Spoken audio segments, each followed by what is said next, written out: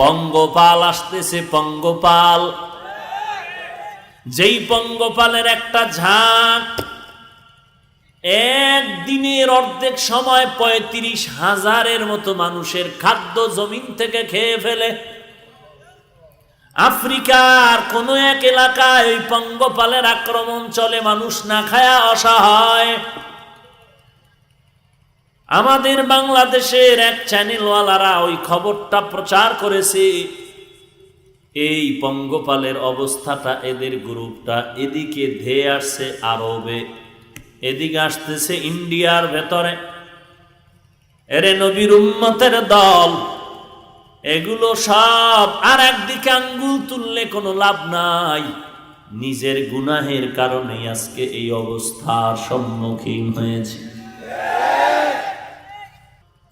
আজ গোটা দুনিয়াতে করোনা ভাইরাস